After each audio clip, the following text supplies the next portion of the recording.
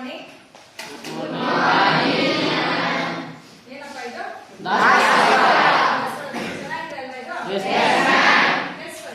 ಪ್ರತಿದಿನ ನಾವು ನಮ್ಮ ಒಂದು ಅಕ್ಕಪಕ್ಕ ಅಥವಾ ಸುತ್ತಮುತ್ತ ಸುಮಾರು ಈ ತರದ್ದು ಜೋಡಣೆಯನ್ನ ನೋಡ್ತಾ ಬರ್ತೀವಿ.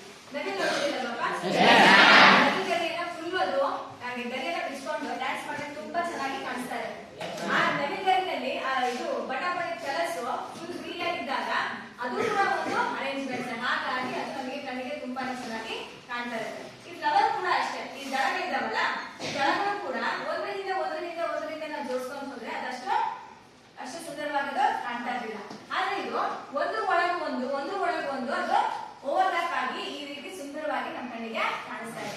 ಇದೇ ತರನೇ ಬೇರೆ ಬೇರೆ ಬಣ್ಣದ ಹೂಗಳನ್ನು ಕೂಡ ನಾವೇನ್ ಮಾಡ್ಬೋದು, ಪ್ರತಿದಿನ ನಾವು ನೋಡ್ತಾ ಬರ್ತೀವಿ. ಹೌದಾ ಇಲ್ಲ? ಅದೇ ತರನೇ ಈ ಎಲೆಗಳು ನೋಡ್ರಿ, ಇದು ಕೂಡ ತುಂಬಾ ಚೆನ್ನಾಗಿ ಕಾಣಿಸ್ತಾ ಇದೆ ಅಲ್ವಾ? ಕಾಣಿಸ್ತಾ ಇದೆ ಇಲ್ಲ? ಇದು ಕೂಡ ಅಷ್ಟೇ ನೋಡು, ಇಲ್ಲಿ ಒಂದು ರೈಟ್ ಸೈಡ್ ಮತ್ತೆ ಒಂದು ಲೆಫ್ಟ್, ಒಂದು ರೈಟ್ ಒಂದು ಲೆಫ್ಟ್, ಒಂದು ರೈಟ್ ಮತ್ತೆ ಒಂದು ಲೆಫ್ಟ್, ಈ ರೀತಿ ಜಿಗ್ಜಾಗ್ ಆಗಿ ಎಷ್ಟು ನೀಟಾಗಿ ಅದು ನನ್ನ ಪಾಡಿಗೆ ತಾನು ಅರೇಂಜ್ ಆಗಿದೆ. ಹೌದಲ್ವಾ? ಹಾಗೆ ಈ ಕೆಲವೊಂದ್ ಕಡೆಗೆ ಇಟ್ಟಿಗೆಗಳನ್ನ ನೋಡಿರ್ತೀವಿ, ಇಟ್ಟಿಗೆ ಜೋಡಿಸುತ್ತೆ ನೋಡ್ರಿ. ಮನೆ ಕಟ್ಟೋಕ್ಕಿಂತ ಮುಂಚೆನೆ ಅದೇ ಇಟ್ಟಿಗೆಗಳನ್ನ ಒಂದ್ರ ಪಕ್ಕ ಒಂದಕ್ಕೆ ಜಿಗ್ಜಾಗ್ ಆಗಿ ಅಥವಾ ಆಲ್ಟರ್ನೇಟ್ ಆಗಿ ಏನ್ ಮಾಡಿರ್ತಾರೆ, ಇಟ್ಟಿಗೆಗಳನ್ನ ಜೋಡಿಸಿರ್ತಾರೆ. ಅದು ಕೂಡ ನನಗೆ ಸುಂದರವಾಗಿ ಕಾಣ್ತಾ ಇರುತ್ತೆ.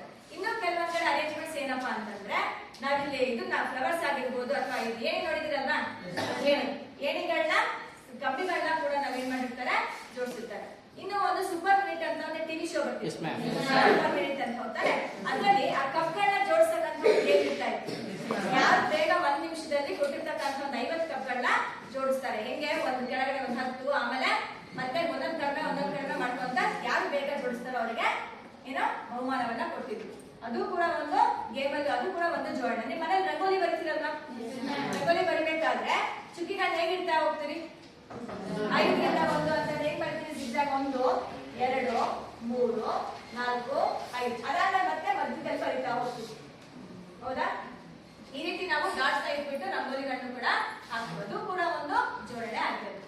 ಹೌದಲ್ಲ? ಪ್ರತಿನಿತ್ಯ ಎಲ್ಲಾ ಕಡೆಗೂ ಕೂಡ ನಾವು ಈ ಒಂದು ಅರೇಂಜ್ಮೆಂಟ್ಸ್ ಅನ್ನ ಅಥವಾ ಈ ಜೋಡಣೆಯನ್ನ ನೋಡ್ತಾ ಬರ್ತೀವಿ. ಅದೇ ತರನೇ ಈ ಒಂದು ಸಂಖ್ಯೆಗಳನ್ನು ಕೂಡ ನಾವು ಇದೇ ರೀತಿಯಾಗಿರ್ತಕ್ಕಂಥ ಕ್ರಮಗಳನ್ನ ಅಥವಾ ಜೋಡಣೆಯನ್ನ ನೋಡ್ತಾ ಬರ್ತೀವಿ. ಅದಕ್ಕೆ ಏನಪ್ಪ ಎಕ್ಸಾಂಪಲ್ಸ್ ಅಂದ್ರೆ, ಈಗ ನೋಡಿ ಇಲ್ಲಿ ಫಾರ್ ಎಕ್ಸಾಂಪಲ್ ಮೊದಲನೇದು ಕ್ಯಾಲೆಂಡರ್ ಗೊತ್ತಲ್ವಾ? ಕ್ಯಾಲೆಂಡರ್ ಅಲ್ಲಿ ನಮಗೆ ವಾರದಲ್ಲಿ 7 ದಿನ ಅಂತ ಗೊತ್ತು. ವಾರದಲ್ಲಿ 7 ದಿನ. ಮೊದಲನೇ ದಿನ ಅಕಸ್ಮಾತ್ ಇವತ್ತು ಯಾವ ವಾರ ಗೊತ್ತು? ಗುರುವಾರ. ಅಕಸ್ಮಾತ್ ಇಲ್ಲಿ ಭಾನುವಾರ ದಿನ, ಇದು ಯಾವ ಹಳೆ ಕ್ಯಾಲೆಂಡರ್, ಭಾನುವಾರ ಎಷ್ಟನೇ ತಾರೀಕಿದೆ ಇದು? 5ನೇ ತಾರೀಕು.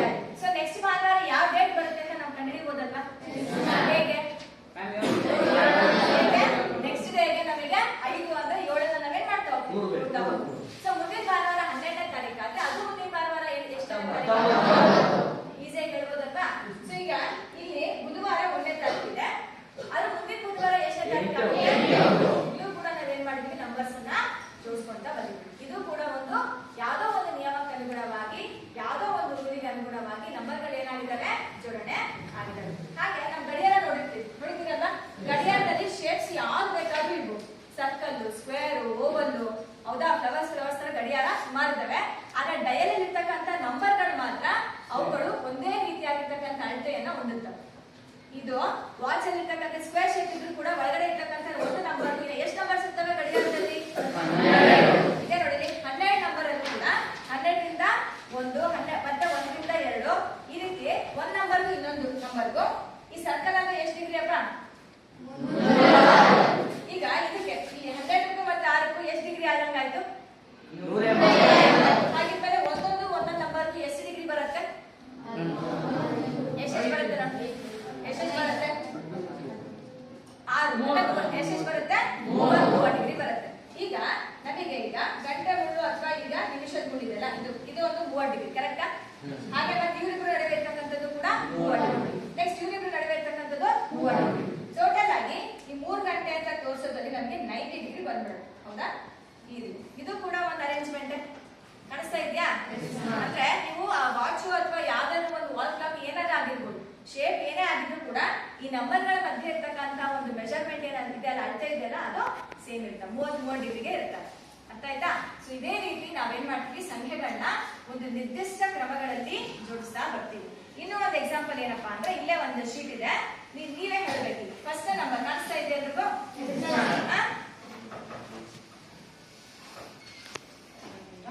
ಮೊದಲ ನಂಬರ್ ಅಲ್ಲಿ ಇನ್ನೊಳಗೆ ಫಸ್ಟ್ ನಂಬರ್ 2 ಇದೆ, ಮತ್ತೆ ಇದೆ ನೆಕ್ಸ್ಟ್ ಏನಿದೆ, ನೆಕ್ಸ್ಟ್ 3 ನಂಬರ್ ಯಾವ್ದು ಬರುತ್ತೆ?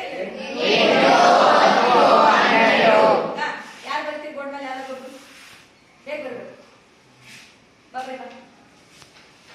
ಮೊದಲ ನಂಬರ್ಗೆ 2, 4, 6.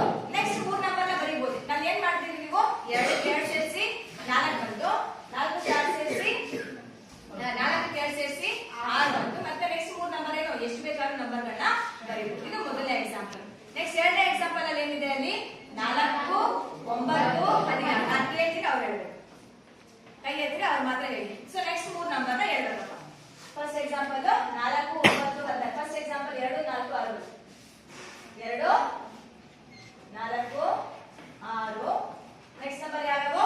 8, 10, 12.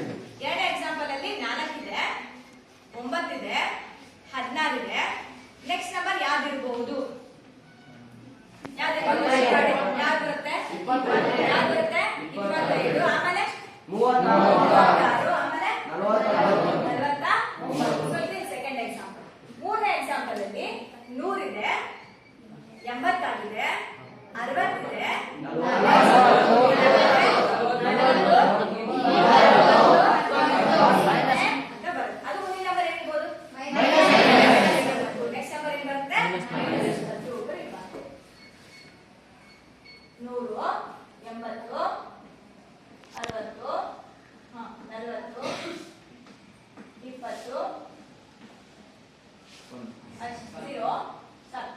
ನೆಕ್ಸ್ಟ್ ನಂಬರ್ ಏನಿದೆ ನೋಡೋಣ. -2, -2, -2. ನೆಕ್ಸ್ಟ್ 3 ನಂಬರ್ ಯಾವ್ದಿರ್ಬೋದು? -2.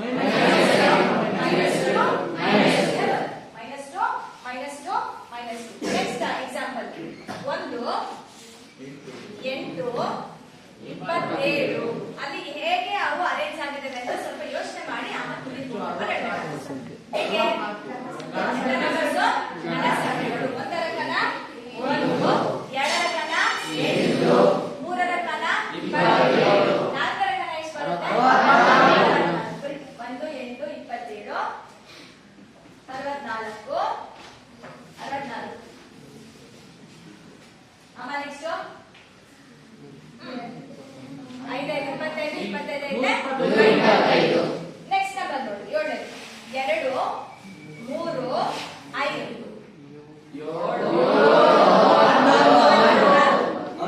7 ನೋಡಿಲಿ, 2 ಇದೆ, 2, 3, 5. 8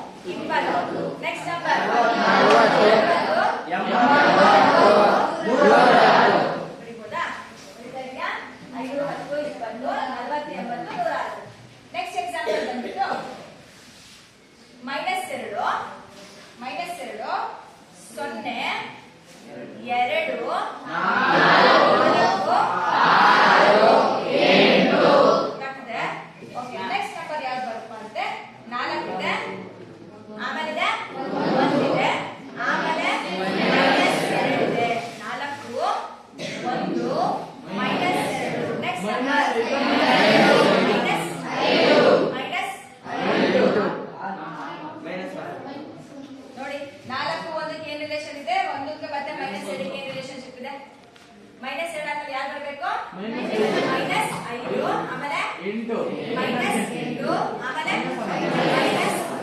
ಮೊದಲ ಬರಿಬೋದಲ್ಲ. ಸೊ ಇವುಗಳನ್ನ ನಾವು ಸಂಖ್ಯೆಗಳ ಒಂದು ಅರೇಂಜ್ಮೆಂಟ್ಸ್ ಅಥವಾ ಸಂಖ್ಯೆಗಳ ಒಂದು ಕ್ರಮಬದ್ಧವಾದ ಜೋಡಣೆ ಅಂತ ಕರಿತೀವಿ. ಹೇಳೋದು ಅರ್ಥ ಆಗ್ತಿದ್ಯಾ? ಹೇಗೆ ಬೇರೆ ಬೇರೆ ವಸ್ತುಗಳು ಒಂದು ನಿರ್ದಿಷ್ಟ ಕ್ರಮದಲ್ಲಿ ಜೋಡಣೆ ಆಗಿರ್ತಾವಲ್ಲ, ಅದೇ ತರನೇ ಸಂಖ್ಯೆಗಳು ಕೂಡ ಯಾವ್ದಾದ್ರು ಒಂದು ರೂಲ್ ಏನಾದ್ರೂ ಆಗಿರ್ಬೋದು, ಒಂದು ನಿಯಮ. ಆ ನಿಯಮಕ್ಕೆ ಅನುಗುಣವಾಗಿ ಏನ್ ಮಾಡಿರ್ತೀವಿ ನಾವಲ್ಲಿ ನಂಬರ್ಸ್ ಅನ್ನ ಜೋಡಣೆ ಮಾಡಿರ್ತೀವಿ. ಈ ರೀತಿ ನಂಬರ್ಗಳ ಜೋಡಣೆಗೆ ನಾವು ಶ್ರೇಣಿಗಳು ಅಂತ ಕರಿತೀವಿ. ಏನಂತ ಕರಿತೀವಿ? ಶ್ರೇಣಿಗಳು. ಪಾಠ ಯಾವುದು? ಇವತ್ತಿನ ಪಾಠ ಯಾವ್ದು ಇವತ್ತು? ಶ್ರೇಣಿಗಳು.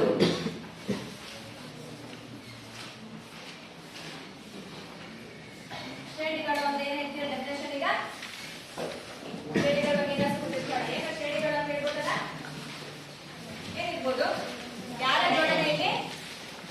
ಯಾರ ಜೋಡಿಸ್ತಾ ಇದೀವಿ?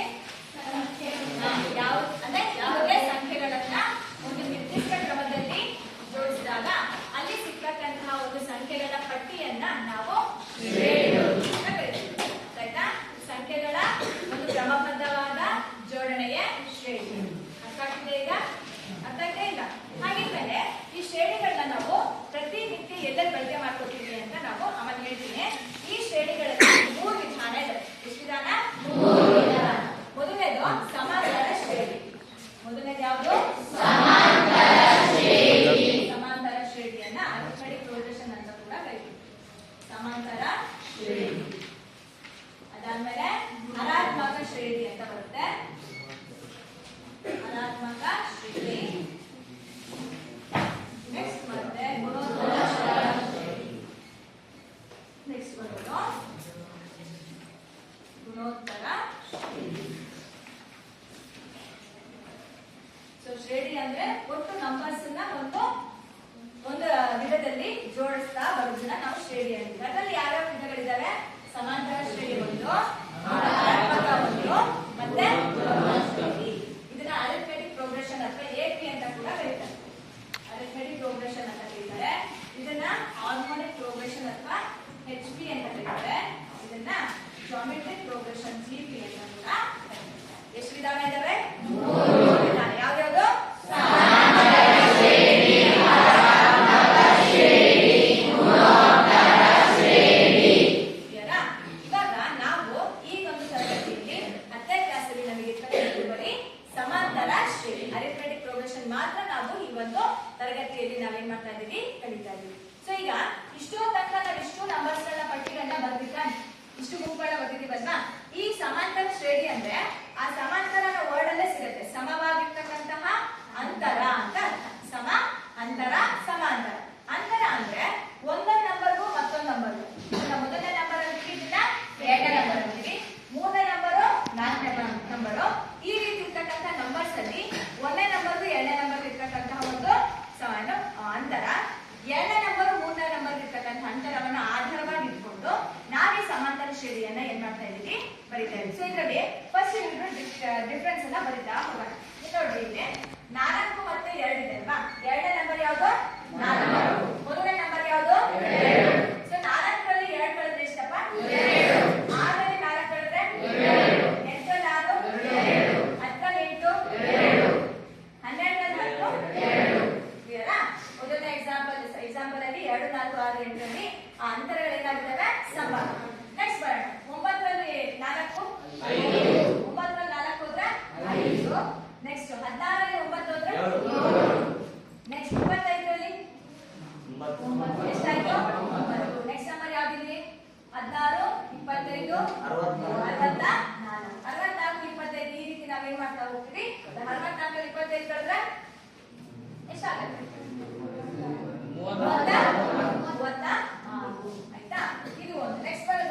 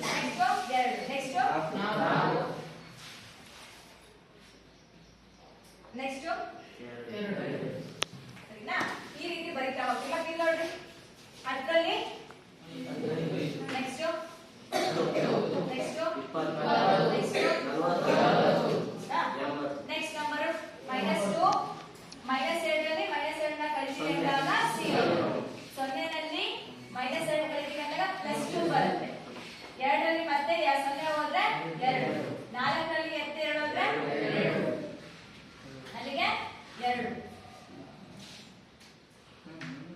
-2 ಇದು +2 ಅನ್ಸುತ್ತೆ ನೋಡಿ. -2 ಅಲ್ಲ, ಯಾವ್ದಿದೆ ಇಲ್ಲಿ? -2 2 ಸರಿನಾ? 2ರಲ್ಲಿ ಇನ್ನೊಂದು ನಂಬರ್ ಇರ್ಬೇಕು ನೋಡು. -2 0 ಸೆಕೆಂಡ್ ನಂಬರ್, ಇದು 0 ಸರಿನಾ? -2 0 -2 ಅಂದಾಗ +2, 2 -0 ಅಂದಾಗ 2, 4 -2 ಅಂದಾಗ 2, 6 -4 ಅಂದಾಗ 2. ಆಗ್ತಿದ್ಯಾ? ನೆಕ್ಸ್ಟ್ ಇಲ್ಲಿ ನೋಡಿ 1 -4 3. ನೆಕ್ಸ್ಟ್ -2 -1 ಇಲ್ಲೂ ಅಷ್ಟೇ -3. ನೆಕ್ಸ್ಟ್ -8ರಲ್ಲಿ 2ನ್ನ ಕಳೆದ್ರೆ -3. -8ರಲ್ಲಿ -7 ಕಳಿತೀವಿ ಅಂದ್ರೆ ಪ್ಲಸ್ ಆಗುತ್ತೆ. -8 +5 ಏನ್ ಬರಬೇಕು? ಇಷ್ಟು ಬರುತ್ತಲ್ವಾ? ಇವೆಲ್ಲವೂ ಕೂಡ ನಾವೇನ್ ಮಾಡಿದ್ವಿ ಇವಾಗ? ಎಲ್ಲಾ ನಂಬರ್ಗಳ ಒಂದು ಅಂತರ ಅಂದ್ರೆ ವ್ಯತ್ಯಾಸವನ್ನ ಬರ್ಕೊಂಡಿದ್ವಿ. ಅರ್ಥ ಆಗ್ತಿದೆ ಹೇಳೋದು? ಇಲ್ಲಿ ಸಮಾಂತರ ಶ್ರೇಣಿ ಅಂದ್ರೆ ನಮಗೆ ಇವೆಲ್ಲವೂ ಕೂಡ ಶ್ರೇಣಿಗಳೇ ಆಗ್ತವೆ. ಎಲ್ಲವೂ ಕೂಡ ಶ್ರೇಣಿಗಳು. ಇದರಲ್ಲಿ ಎಲ್ಲವೂ ಕೂಡ ಸಮಾಂತರ ಶ್ರೇಣಿ ಆಗಲ್ಲ. ಯಾವ ಯಾವ ಶ್ರೇಣಿಗಳಲ್ಲಿ ವ್ಯತ್ಯಾಸ ಸಮವಾಗಿದೆ ಅಂತ ಫಸ್ಟ್ ನೋಡೋಣ. ಯಾವ್ಯಾವ್ದ್ರಲ್ಲಿ ಸೇಮ್ ಇದೆ ವ್ಯತ್ಯಾಸಗಳು ನೋಡಿ. ಮೊದಲನೇ ಎಕ್ಸಾಂಪಲ್ ಅಲ್ಲಿ ಇದೆ. ನೆಕ್ಸ್ಟ್ ವ್ಯತ್ಯಾಸ ಸೇಮ್ ಇದೆಯಾ ಇಲ್ಲಿ? ಓಕೆ. ನೆಕ್ಸ್ಟ್ ಇದೆ. ನೆಕ್ಸ್ಟ್ ಯಾವ್ದಿದೆ? ಇದೆ. ಆಮೇಲೆ ಹೌದಲ್ವಾ?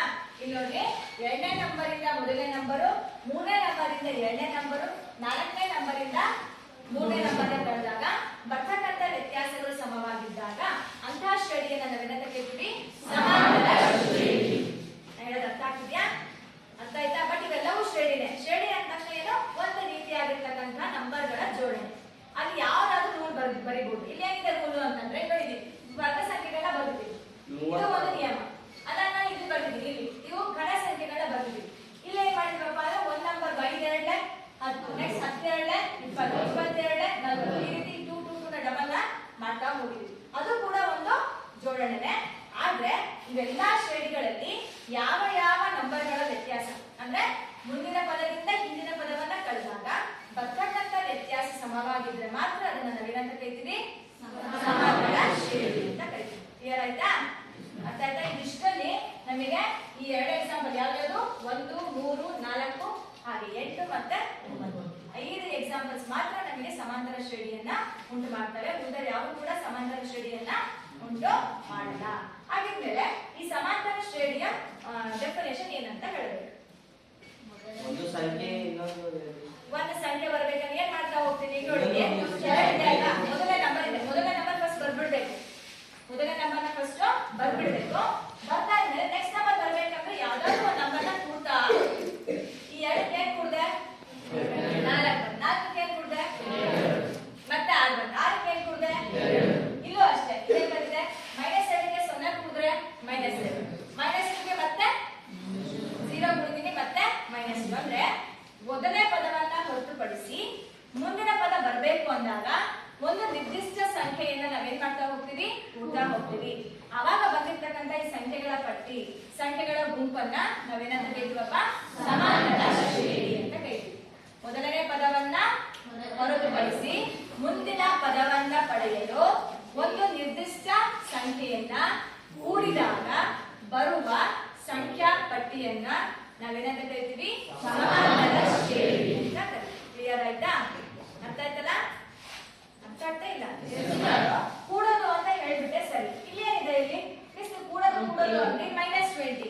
-20ನ ಕೂಡೋದು ಅಂದ್ರೂ ಒಂದೇ, 20ನ್ನ ಕಳಿಯೋದು ಅಂದ್ರೂ ಕೂಡ ಒಂದೇ. -20ನ 100ಕ್ಕೆ -20ನ್ನ ಕೂಡಿದ್ರೆ 100ಕ್ಕೆ ಏನ್ ಮಾಡ್ತಾ ಇದೀನಿ? -20ನ್ನ ಕೂಡಿದ್ರೆ ಪ್ಲಸ್ ಮೈನಸ್ ಏನ್ ಮಾಡ್ಬೇಕು ನಾನು? 100ರಲ್ಲಿ 20 ಕಳೆದ್ರೆ 75. ಹೌದಾ? 20ನ್ನ ಕಳಿಯೋದು ಅಂದ್ರೂ ಒಂದೇ, -20ನ್ನ ಕೂಡೋದು ಅಂದ್ರೂ ಕೂಡ ಒಂದೇ. ಈ ರೀತಿ ಶ್ರೇಣಿಗಳನ್ನ ನಾವೇನಂತ ಕರಿತೀವಿ? ಸಮಾಂತರ ಶ್ರೇಣಿ ಅಂತ ಕರಿತೀವಿ. ಈ ರೀತಿ ನಾವು ಎಷ್ಟು ಬೇಕಾದ್ರೂ ನಂಬರ್ಸ್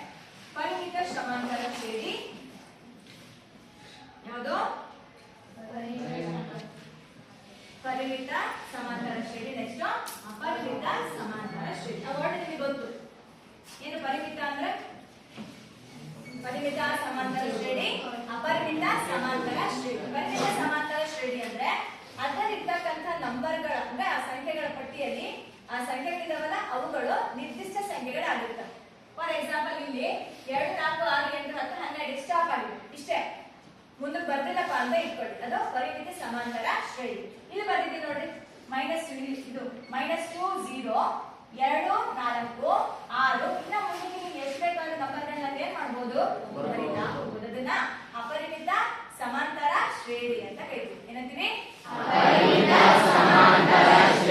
ಸಂಖ್ಯೆಗಳು ನಾವು ಆಲ್ರೆಡಿ ಕಲ್ತ್ಬಿಟ್ಟಿದ್ದೀವಿ. ಸಂಖ್ಯೆಗಳು ಅಪರಿಮಿತ ಸಂಖ್ಯೆಗಳಿದಾವೆ ನಮಗೆ, ಹೌದಾನೆ? ಸಂಖ್ಯೆಗಳು ನಮಗೆ ಎಷ್ಟು ಬೇಕಾಗಿದ್ದಾವೆ, ಅಪರಿಮಿತ ಸಂಖ್ಯೆಗಳಿರ್ತಕ್ಕಂಥ ಏನು ನಂಬರ್ಸ್ ಅಲ್ಲಿ ನಾವು ಪರಿಮಿತ ಶ್ರೇಣಿ ಅಂತ ಕರಿಬಹುದು, ಅಥವಾ ಅಪರಿಮಿತ ಸಮಾಂತರ ಶ್ರೇಣಿ ಅಂತ ಕೂಡ ನಾವು ತಗೋಬಹುದು. ಪರಿಮಿತಿ ಅಂದ್ರೆ ಲಿಮಿಟೆಡ್ ಅಂತ, ಫೈನೈಟ್ ಅಂತ ಅರ್ಥ. ಅಪರಿಮಿತ ಅಂದ್ರೆ ಇನ್ಫೈನೈಟ್ ಅಂತ, ಎಣಿಸಲು ಸಾಧ್ಯ ಇಲ್ಲದೆ ಇರತಕ್ಕಂತಹ ಸಂಖ್ಯೆಗಳ ಗುಂಪನ್ನ ಅಪರಿಮಿತ ಸಮಾಂತರ ಶ್ರೇಣಿ ಅಂತ ಕರೀತೀವಿ. ಅರ್ಥ ಆಯ್ತಾ? ಶ್ರೇಣಿ ಅಂದ್ರೆ ಏನು? ಶ್ರೇಣಿ ಅಂದ್ರೆ ಸಂಖ್ಯೆಗಳ ಕ್ರಮಬದ್ಧವಾದ ಜೋಡಣೆ. ಸಮಾಂತರ ಶ್ರೇಣಿ ಅಂದ್ರೆ ಮೊದಲನೇ ಪದವನ್ನ ಹೊರತುಪಡಿಸಿ ಮುಂದಿನ ಪದವನ್ನ ಪಡೆಯಲು ನಿರ್ದಿಷ್ಟ ಸಂಖ್ಯೆಯ ರೂಢಿಯಾದ ಬರುವ ಸಂಖ್ಯಾವಳಿಯನ್ನು ಸಮಾಂತರ ಶ್ರೇಣಿ. ಅರ್ಥ ಆಯ್ತು? ಅದರಲ್ಲಿ ಎಷ್ಟು ವಿಧಾನ ಇದಾವೆ? ಪರಿಮಿತ ಸಮಾಂತರ ಶ್ರೇಣಿ ಅಂದ್ರೆ ಅದರಲ್ಲಿ ಇರ್ತಕ್ಕಂಥ ಸಂಖ್ಯೆಗಳು ಪರಿಮಿತಿ ಆಗಿರ್ಬೇಕು. ಪರಿಮಿತಿ ಅಂದ್ರೆ ಫೈನೈಟ್, ನಿರ್ದಿಷ್ಟ ಸಂಖ್ಯೆಗಳನ್ನ ಹೊಂದಿದ್ರದನ್ನ ಪರಿಮಿತ ಸಮಾಂತರ ಶ್ರೇಣಿ ಅಂತ ಕರಿತೀವಿ. ನಿರ್ದಿಷ್ಟ ಸಂಖ್ಯೆಯನ್ನ ಹೊಂದಿಲ್ಲಪ್ಪ ಅಂದ್ರೆ ಅಪರಿಮಿತ ಸಮಾಂತರ ಶ್ರೇಣಿ ಅಂತ ಕರಿತೀವಿ. ಅರ್ಥ ಆಯ್ತಾ? ಇಷ್ಟು ಅರ್ಥ ಆಯ್ತಾ ಇಲ್ಲ? ಸೊ ಇವಿಷ್ಟು ಶ್ರೇಣಿಗಳಲ್ಲಿ ಯಾವ ಯಾವ ಸಂಖ್ಯೆಗಳಿಗೆ ವ್ಯತ್ಯಾಸ ಸಮ ಇರುತ್ತಲ್ಲ ಅದನ್ನ ಮಾತ್ರ ನಾವೇನಂತ ಕರಿತೀವಿ? ಸಮಾಂತರ ಶ್ರೇಣಿ ಅಂತ ಕರಿತೀವಿ. ಅರ್ಥ ಆಯ್ತು? ಮುಂದಿನ ಟಾಪಿಕ್ ಹೋಗೋದಾ? ಸೊ ಈಗ ಇಷ್ಟು ನಂಬರ್ಸ್ ಇದಾವೆ, ಯಾವ್ಯಾವ ನಂಬರ್ಸ್ ಇದಾವೆ ಅದನ್ನ ಮಾತ್ರ ತಗೋಣ. ಸಮಾಂತರ ಶ್ರೇಣಿ ಇರ್ತಕ್ಕಂಥದ್ದು ಏನೇ ನಾವು ಸಂಖ್ಯೆಗಳು ಅಂತ ಕರ್ಕೋಲ್ಲ. ಇದು ಮೊದಲನೇ ಸಂಖ್ಯೆ, ಇದು ಎರಡನೇ ಸಂಖ್ಯೆ, ಇದು ಮೂರನೇ ಸಂಖ್ಯೆ. ಇದಕ್ಕೆ ನಾವು ಶ್ರೇಣಿಗಳಲ್ಲಿ ಪದಗಳು ಅಂತ ಕರಿತೀವಿ. ಏನಂತ ಕರಿತೀವಿ? ಪದಗಳು. ಯಾವುದನ್ನ? ಶ್ರೇಣಿಯಲ್ಲಿ ಇರ್ತಕ್ಕಂಥ ಪ್ರತಿಯೊಂದು ಸಂಖ್ಯೆಯನ್ನ ನಾವು ಏನಂತ ಕರಿತೀವಿ? ಟರ್ಮ್ಸ್ ಅಂತ ಕರಿತೀವಿ. ಹೀಗೆ ಪದಗಳು ಅಂತ ಕರಿತೀವಿ. ಏನಂತ ಕರಿತೀವಿ? ಅದನ್ನ ಶ್ರೇಣಿಯ ಪದಗಳು. ಶ್ರೇಣಿಯ ಪದಗಳು. ಯಾವ್ದೋ ಒಂದು ನಂಬರ್ ಬರ್ತದೆ, 4 9. ನೆಕ್ಸ್ಟ್ ನಂಬರ್ ಯಾವ್ದಿರ್ಬೋದು? 4 9. ನಾನು ಸಮಾಂತರ ಶ್ರೇಣಿ ಮಾತಾಡ್ತಾ ಇರೋದು.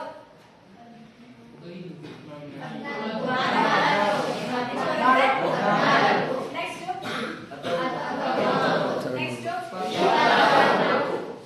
ಇವನ್ನ ಸಮಾಂತರ ಶ್ರೇಣಿ ಅಂತ ಕರಿತೀವಿ. ಇದರಲ್ಲಿ ಮೊದಲನೇ ನಂಬರ್ ಯಾವ್ದಪ್ಪ? ಅದನ್ನ ಮೊದಲನೇ ಪದ ಅಂತ ಕರಿತೀವಿ. ಏನಂತ ಕರಿತೀವಿ ಅದನ್ನ? ಮೊದಲನೇ ಪದ. ಮೊದಲನೇ ಪದ. ಅದನ್ನ ನಾವು A1 ಅಂತ ಕರಿತೀವಿ. A1 ಅಂತ ಬರೀತೀವಿ. ಯಾವ್ದಕ್ಕೆ? ಮೊದಲನೇ ಪದ. ಎರಡನೇ ನಂಬರ್ ಯಾವ್ದಲ್ಲಿ? 9. ಅದಕ್ಕೆ ನಾವೇನಂತ ಕರಿತೀವಿ? ಎರಡನೇ ಪದ. ಅದನ್ನ A2 ಅಂತ ಬರೀತೀವಿ. A1 A2. ನೆಕ್ಸ್ಟ್ ನಂಬರ್ ಅದನ್ನ ಮೂರನೇ ಪದ. ನೆಕ್ಸ್ಟ್ ನಂಬರ್ A4 ನಾಲ್ಕನೇ ಪದ.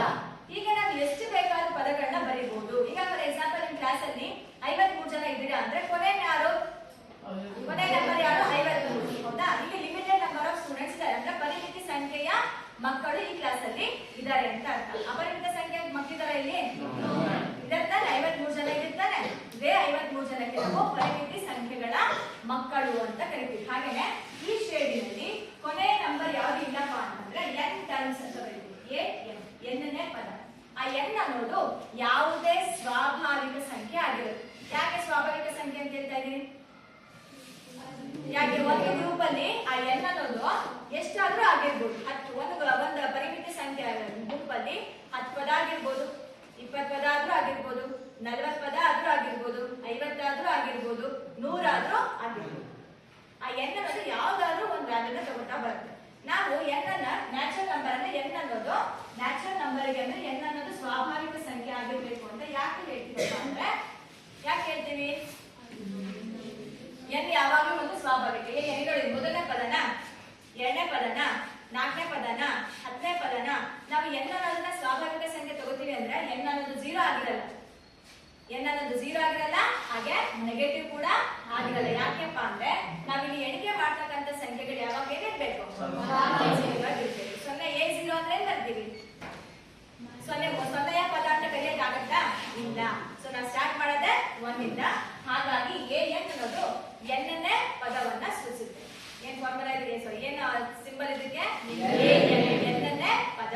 ಮೊದಲನೇ ಪದಕ್ಕೆ a1, ಎರಡನೇ ಪದಕ್ಕೆ a2, ಮೂರನೇ ಪದಕ್ಕೆ a3, 10ನೇ ಪದಕ್ಕೆ a4, 10ನೇ ಪದಕ್ಕೆ a1, 10ನೇ ಪದಕ್ಕೆ a10, nನೇ ಪದಕ್ಕೆ an. ಕ್ಲಿಯರ್ ಆಗ್ತಿದ್ಯಾ? an ಅಂದ್ರೆ 10ನೇ nನೇ ಪದ. an ಅಂದ್ರೆ ಏನಂತ ತಗೋತೀವಿ? nನೇ ಪದ.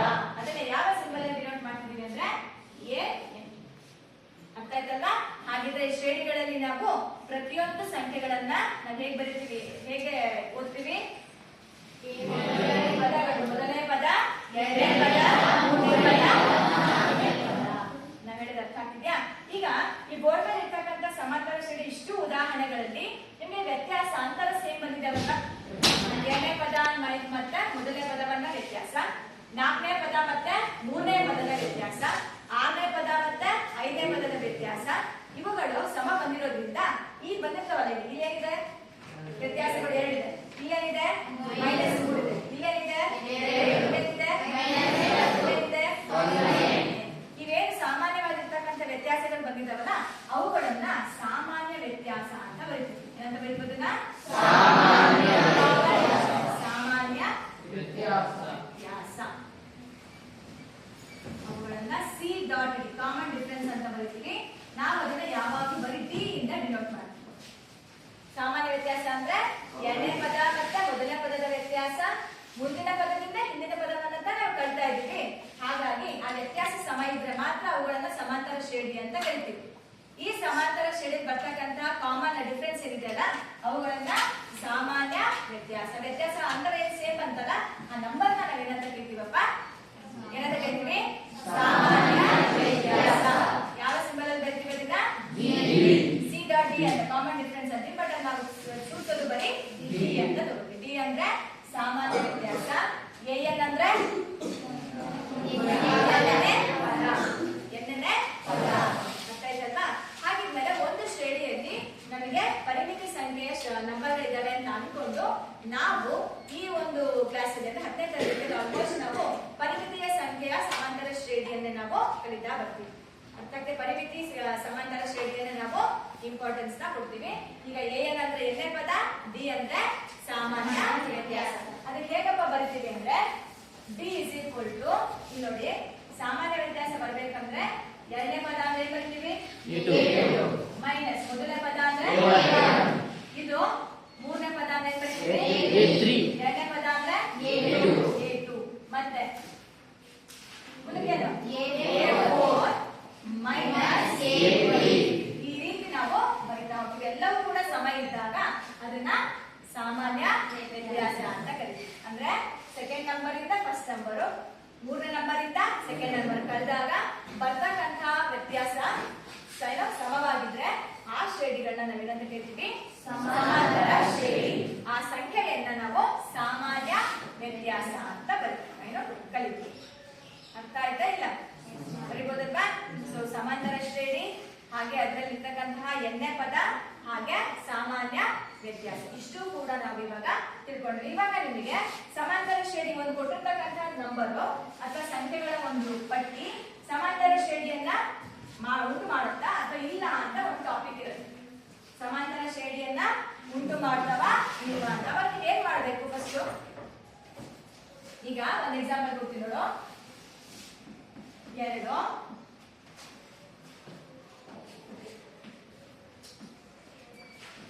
ಈ ಒಂದು ಸಂಖ್ಯಾ ಪಟ್ಟಿ ಸಮಾಂತರ ಶ್ರೇಣಿಯನ್ನ ಉಂಟು ಮಾಡುತ್ತದೆ, ಪರೀಕ್ಷಿಸಿ ಅಂತ ಕೇಳ್ತಾರೆ ಎಕ್ಸಾಮ್ ಅಲ್ಲಿ ಅಥವಾ ಯಾವ್ದಾದ್ರು ಒಂದು ಮಾರ್ಕ್ಸ್ ಕೇಳಿದಾಗ ನೀವೇನ್ ಮಾಡ್ಬೇಕು? ಫಸ್ಟ್ ಇದು ವ್ಯತ್ಯಾಸಗಳು ಏನ್ ವೆರಿಫೈ ಮಾಡ್ಬೇಕು.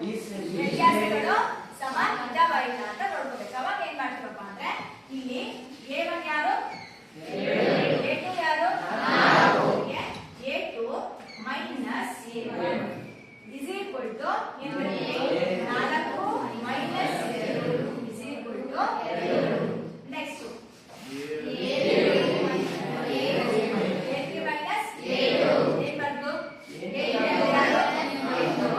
ಮೈನಸ್ 4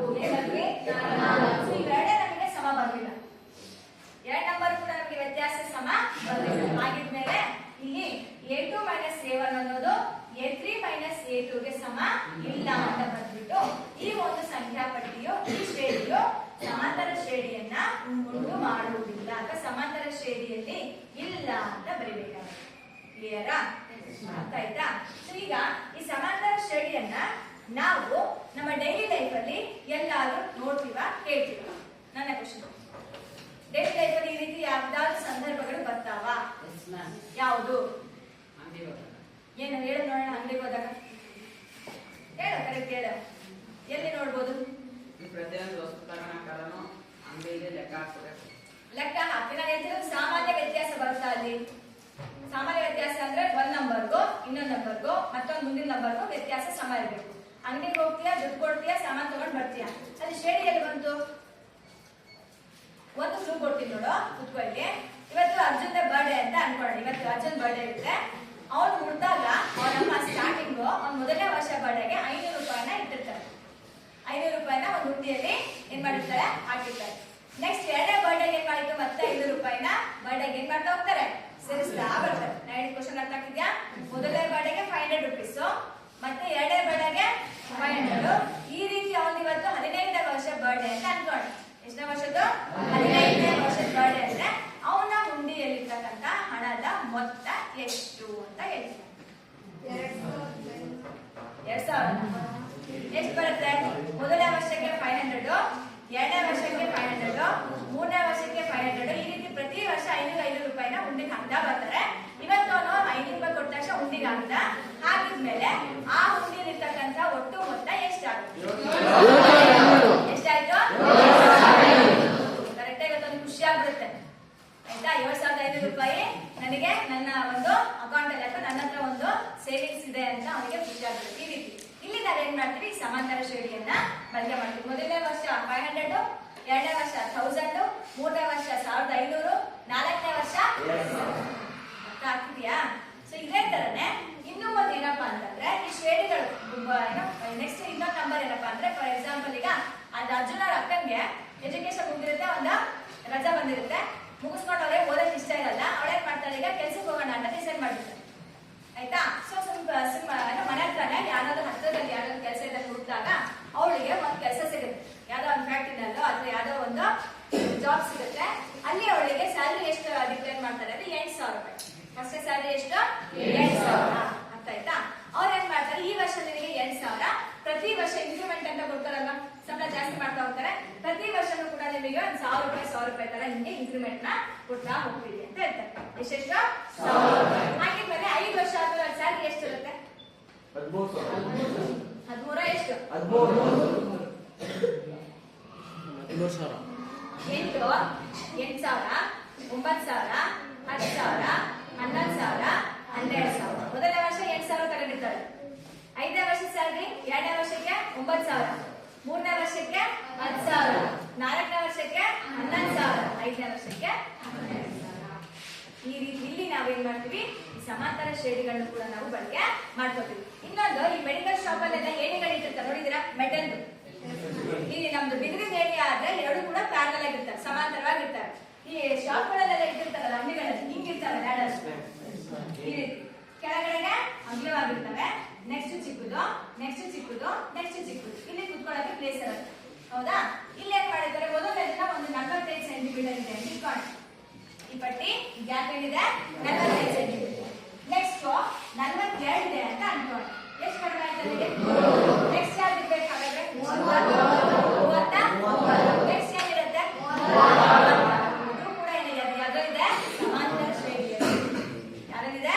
ಸಮಾಂತರ ಶ್ರೇಣಿ ಇರುತ್ತೆ. ನಾ ಹೇಳೋದು ಅರ್ಥ ಆಗ್ತಿದ್ಯಾ? ಇವುಗಳೆಲ್ಲವೂ ಕೂಡ ನಾವು ಪ್ರತಿನಿತ್ಯ, ಹಾಗೆ ಈ ಫಿಕ್ಸ್ಡ್ ಡೆಪಾಸಿಟ್ ಇಟ್ಟಿರ್ತಾರೆ ಅಮೌಂಟ್ ಬ್ಯಾಂಕ್ ಅಲ್ಲಿ. ಅರ್ಥ ಆಗ್ತಿದ್ಯಾ? ಅಂದ್ರೆ ಫಸ್ಟ್ನೇ ವರ್ಷದಲ್ಲಿ ಯಾರೋ 10,000 ರೂಪಾಯಿ ಕೊಟ್ಟಿರ್ತಾರೆ ಬರ್ಡೇ ಗಿಫ್ಟ್ ಅಂತ. ಆ ಬರ್ಡೇ ಗಿಫ್ಟ್ ನ 10,000 ರೂಪಾಯಿ ಅಮ್ಮ ಏನ್ ಮಾಡ್ಬಿಟ್ಟಿರ್ತಾರೆ, ಬ್ಯಾಂಕ್ ಅಲ್ಲಿ ಡೆಪಾಸಿಟ್ ಮಾಡ್ಬಿಟ್ಟಿರ್ತಾರೆ 10 ವರ್ಷಕ್ಕೆ ಅಂತ ಅನ್ಕೊಂಡು. ಪ್ರತಿ ವರ್ಷ ಅದಕ್ಕೆ ಇಷ್ಟಿಷ್ಟು ಪರ್ಸೆಂಟೇಜ್ ಅಂತ ಏನ್ ಮಾಡ್ತಾ ಹೋಗ್ತಾರೆ, ಬಡ್ಡಿಯನ್ನ ಹಾಕ್ಬಿಟ್ಟು 10ನೇ ವರ್ಷಕ್ಕೆ ನಿಮಗೆ ಒಂದು ಲಂಸಮ್ ಅಮೌಂಟ್ ಅನ್ನ ಕೊಡ್ತಾರೆ. 10ನೇ ವರ್ಷ ಬಡ್ಡಿಗೆ ನೋಡು, ನಿಮ್ಮ ಏನೋ ಈಗ ಇಷ್ಟು ನಿಮ್ಮ 10,000 ರೂಪಾಯಿ ದುಡ್ಡು, ಇಷ್ಟು ದುಡ್ಡನ್ನ ಸೇರಿಸ್ಕೊಂಡು ಟೋಟಲ್ ಇಷ್ಟು ಅಮೌಂಟ್ ನಿನ್ನ ಅಕೌಂಟ್ ಅಲ್ಲಿ ಇದೆ ಅನ್ನೋದನ್ನ ನಾವು ಏನ್ ಮಾಡ್ಬೋದು, ಅದನ್ನು ಕೂಡ ನಾವು ಸಮಾಂತರ ಶ್ರೇಣಿ ಅನ್ನೋ ಒಂದು ಕಾನ್ಸೆಪ್ಟ್ ಅಲ್ಲಿ ಕೂಡ ಇನ್ಕ್ಲೂಡ್ ಮಾಡ್ಬೋದು. ನಾ ಹೇಳೋದು ಅರ್ಥ ಆಗ್ತಿದ್ಯಾ? ಈ ರೀತಿ ನಾವು ಪ್ರತಿನಿತ್ಯ ಕೂಡ ಈ ಸಮಾಂತರ ಶ್ರೇಣಿಯನ್ನ ಬಳಕೆ ಮಾಡ್ಕೋತಾ ಬರ್ತೀವಿ.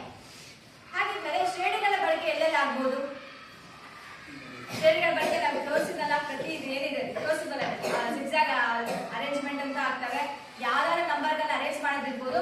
ಇನ್ನೂ ಒಂದು ಎಕ್ಸಾಂಪಲ್ ತೋರಿಸ್ತೀನಿ ನೋಡ್ರಿ. ಮೊದಲನೇ ಚೌಕವನ್ನ ತಗೋತೀವಿ. ಒಂದು ಚೌಕ, ಒಂದು ಸ್ಕ್ವೇರ್ ಇದೆ.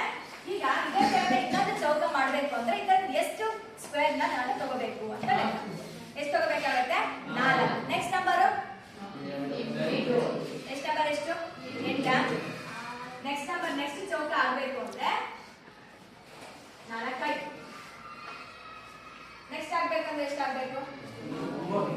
ಎಷ್ಟು ಆಗ್ಬೇಕು? 9. ಮೂರು ಕಂಬ ಸಾಲಲ್ಲಿ ಮತ್ತೆ 3 ಅಡ್ಡ ಸಾಲಲ್ಲಿ. ಇಲ್ಲೂ ಕೂಡ ನಾವು ಶ್ರೇಣಿಗಳನ್ನ ಬಳಕೆ ಮಾಡ್ಬೋದು. ಇವೆಲ್ಲವೂ ಕೂಡ ನಾವೇನ್ ಮಾಡ್ಬೋದು? ಶ್ರೇಣಿಗಳನ್ನ ಬಳಕೆ. ಇದು 1, ಇದು 4, ಇದು 9. ಅರ್ಥ ಆಯ್ತಾ? ಹಾಗಾದ್ರೆ ಸಮಾಂತರ ಶ್ರೇಣಿ ಆಗತ್ತಾ? ಸಮಾಂತರ ಶ್ರೇಣಿ ಆಗತ್ತಾ ಅಂದ್ರೆ ಅರ್ಥ ಆಯ್ತಲ್ಲ? ಸೊ ಈ ರೀತಿಯಾಗಿ ನಾವೇನ್ ಮಾಡ್ತಾ ಹೋಗ್ತೀವಿ? ಶ್ರೇಣಿಗಳನ್ನ ಬರಿತಾ ಹೋಗ್ತೀವಿ. ನೆಕ್ಸ್ಟ್ ಈಗ ಇನ್ನೊಂದು ಕಾನ್ಸೆಪ್ಟ್ ಅರ್ಥ ಆಯ್ತಾ? ನೆಕ್ಸ್ಟ್ ಈಗ ನಿಮಗೆ ಎರಡು ಕೊಡ್ತೀನಿ ಕ್ವಶನ್ಸ್, ಬರ್ಬಿಟ್ಟು ನನಗೆ ಆನ್ಸರ್ ಹೇಳಬೇಕು. ಬರ್ಕೋ ನೋಡೋಣ.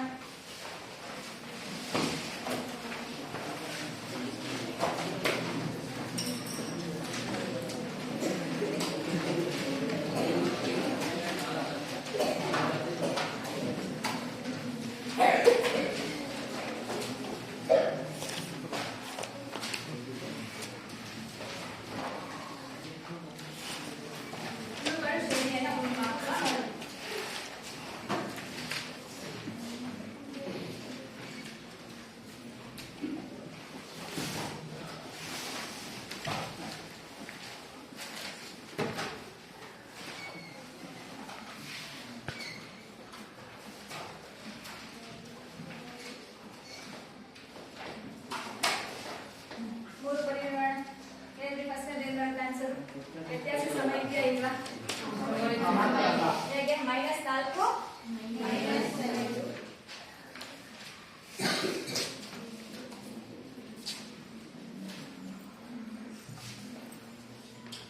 ನೀಟಾಗಿ ಬಿಡಿಯೋ.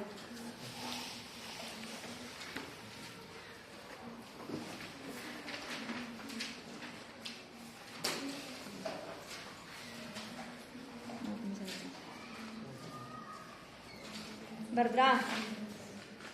ಬರ್ದ್ರಾ ಇಲ್ಲ? ಪಾಪ ನೀಟಾಗಿ ಫಸ್ಟ್ ಏನು ಬರ್ತದೆ? ಸಾಮಾನ್ಯ ವ್ಯತ್ಯಾಸ ಬರುತ್ತಾ ಇಲ್ಲ?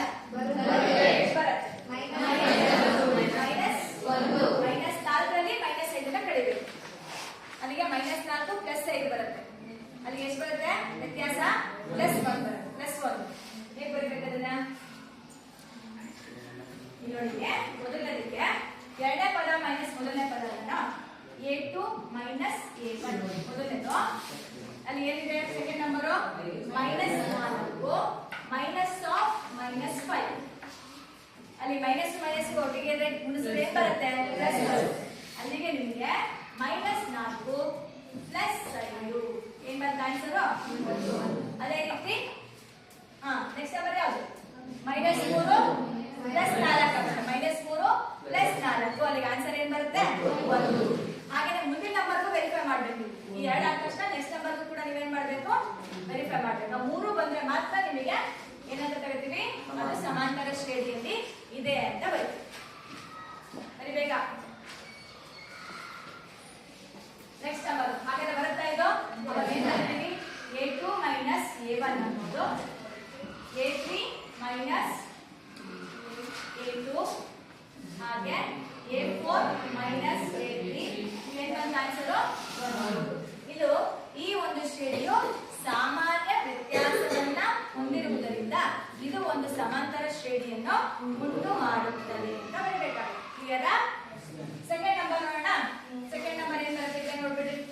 7 - 7 ಅಂದ್ರೆ 14ರಲ್ಲಿ 7 ಅಂದ್ರೆ 7. ನೆಕ್ಸ್ಟ್ A3 - A2 ಅಂದ್ರೆ 21ರಲ್ಲಿ 14 ಅಂದ್ರೆ 7. Next answer 3. ಓಕೆ, ವ್ಯತ್ಯಾಸ ಸೇಮ್ ಬಂದಿದ್ಯಾ? ಕೂಡ ಸಮಾಂತರ ಶ್ರೇಣಿಯನ್ನ ಉಂಟು ಮಾಡುತ್ತೆ. ನೆಕ್ಸ್ಟ್ ನಂಬರ್ 5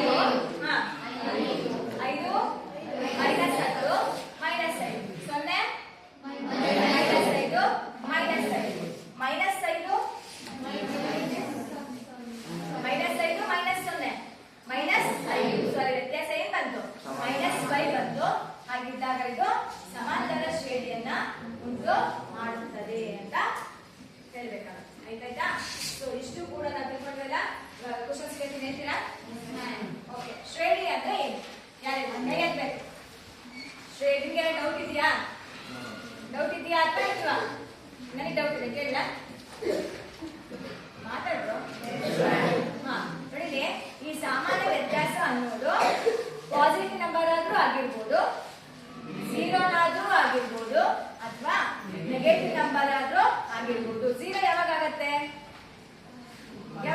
ಝೀರೋ ಒಂದೇ ಸೇಮ್ ನಂಬರ್ಸ್ ಬಂದಾಗ 2, 2, 2, 2, ಡ್ಯಾಶ್ ಡ್ಯಾಶ್ ಅಂತ ಬರ್ಬೇಕು ತಾನೆ ಒಂದು ಎಕ್ಸಾಂಪಲ್. ಅವಾಗ ಅಲ್ಲಿ ಏನ್ ಕೂಡ್ತಾ ಇದೀವಿ ನಾವು? 0 ಕೂಡ್ತಾ ಇದೀವಿ ಅಂತ ಲೆಕ್ಕ. ನೆಗೆಟಿವ್ ನಂಬರ್ ಯಾವಾಗ ಬರುತ್ತಪ್ಪ ಅಂದ್ರೆ ಒಂದ್ ನಂಬರು ಇನ್ನೊಂದ್ ನಂಬರ್ಗೂ ನಂಬರ್ಸ್ ವ್ಯಾಲ್ಯೂ ಏನಾಗ್ತಾ ಹೋಗುತ್ತೆ? ಕಡಿಮೆ ಆಗ್ತಾ ಹೋಗುತ್ತೆ. ಡಿಕ್ರೀಸಿಂಗ್ ಆರ್ಡರ್ ಇರುತ್ತೆ. 10, 8, ಆಮೇಲೆ 6. ನಾನು ನಿಮಗೆ ಒಂದು ಎಕ್ಸಾಂಪಲ್ ತೋರಿಸಿದೆ. 100, 80, 60, 40 ಬರೋಣ. ಅಲ್ಲಿ ನಿಮ್ಗೆ ಡಿ ವ್ಯಾಲ್ಯೂ ಏನ್ ಬರುತ್ತೆ? ನೆಗೆಟಿವ್ ಬರುತ್ತೆ. ಪಾಸಿಟಿವ್ ಅಂದ ತಕ್ಷಣ ಅದೇ 100, 120, 140, 160 ಇಲ್ಲಿ ಏರಿಕೆ ಆಗ್ತಾ ಹೋಗುತ್ತೆ.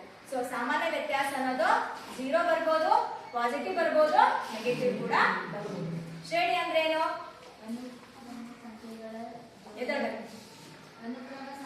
ಅನುಕ್ರಮ, ಕ್ರಮಬದ್ಧವಾದ ಸಂಖ್ಯೆಗಳ ಜೋಡಣೆಯನ್ನ ಶ್ರೇಣಿ ಅಂತ ಕರಿತೀವಿ. ಸೊ ಈ ಶ್ರೇಣಿನಲ್ಲಿ ಸಮಾಂತರ ಶ್ರೇಣಿ ಅಂದ್ರೆ ಸಮಾಂತರ ಶ್ರೇಣಿ ಪದಕ್ಕೆ ಒಂದು ನಿರ್ದಿಷ್ಟ ಸಂಖ್ಯೆಯನ್ನು ಕೂಡಿಸುವುದರಿಂದ ಬರುವ ಸಂಖ್ಯೆ ಪಟ್ಟಿಯನ್ನು ಸಮಾಂತರ ಶ್ರೇಣಿ ಅಂತ ಕರಿತೀವಿ. ಎಷ್ಟು ಟೈಪ್ಸ್ ಇದಾವೆ ಶ್ರೇಣಿನಲ್ಲಿ? ಶ್ರೇಣಿಗಳು 3. ಯಾವುದು?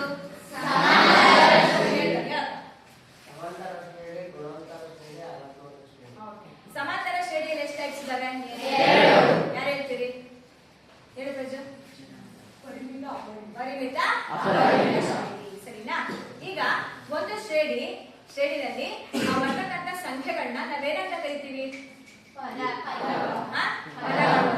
ಆಯ್ತಾ? ಮೊದಲನೇ ಪದ, ಎರಡನೇ ಪದ. ಹಾಗೆ ಎನ್ನೇ ಪದವನ್ನ ಯಾವ ಚಿಹ್ನೆಯಲ್ಲಿ ಬರೀತೀವಿ? ಎನ್ ಯಾವ ಸಂಖ್ಯೆ ಆಗಿರ್ಬೇಕು? ಸೊ ಇವತ್ತು ಏನೇನ್ ಕಲ್ತ್ಕೊಂಡ್ವಿ ನಾವು? ಶ್ರೇಣಿ ಅಂದ್ರೇನು, ಸಮಾಂತರ ಶ್ರೇಣಿ ಅಂದ್ರೇನು, ಹಾಗೆ ಸಮಾಂತರ ಶ್ರೇಣಿ ಆಗ್ಬೇಕು ಅಂದ್ರೆ ಏನೇನು ಕಂಡೀಷನ್ಸ್ ಇದ್ದಾವೆ ಅಂತ. ಸಾಮಾನ್ಯ ವ್ಯತ್ಯಾಸ ಇದ್ರೆ ಮಾತ್ರ ನಾವು ಸಮಾಂತರ ಶ್ರೇಣಿ ಅಂತ ನಾವು ಅದನ್ನ ಕರಿತೀವಿ. ಇಲ್ಲ ಅಂದ್ರೆ ಬರೀ ಶ್ರೇಣಿ ಆಗುತ್ತೆ. ಆಯ್ತಾ? ಸೊ ಮುಂದಿನ ಕ್ಲಾಸ್ ಅಲ್ಲಿ ಶ್ರೇಣಿಗಳಲ್ಲಿ ಫಾರ್ ಎಕ್ಸಾಂಪಲ್ ಇಷ್ಟು 50 ನಂಬರ್ ಇದಾವೆ. ಈಗ ನಾನು 4, 5, 3 ನಂಬರ್ ನೀವು ಬರುತ್ತೆ. ಈಗ ನಾನು 30ನೇ ನಂಬರ್ ಬರೀರಿ, 60ನೇ ನಂಬರ್ ಬರೀರಿ ಅಂದ ತಕ್ಷಣ ನಾವೇನ್ ಮಾಡ್ತಾ ಹೋಗ್ಬೇಕಾಗತ್ತೆ? ಎಲ್ಲದಕ್ಕೂ ಮತ್ತೆ ನಂಬರ್ನ ಕೂಡ್ತಾ ಹೋಗ್ಬೇಕಾಗತ್ತೆ. ನಾವೇನು ಕೂಡ್ದಲೆ ಡೈರೆಕ್ಟ್ ಆಗಿ ಆ ನಂಬರ್ ಅಂದ್ರೆ 60ನೇ ನಂಬರು, 70ನೇ ನಂಬರು, 100ನೇ ನಂಬರ್ನ ನಾನು ಏನ್ ಮಾಡ್ಬೋದು? ಈಸಿಯಾಗಿ ಕಂಡುಹಿಡಿಬಹುದು. ಅದಕ್ಕೆ ಒಂದು ಎ ಎಂದು ಫಾರ್ಮುಲಾ ಇದೆ. ಅದನ್ನ ನೆಕ್ಸ್ಟ್ ಕ್ಲಾಸ್ ಅಲ್ಲಿ ಮಾಡೋಣ. ಕಲ್ತ ಆಯ್ತಾ?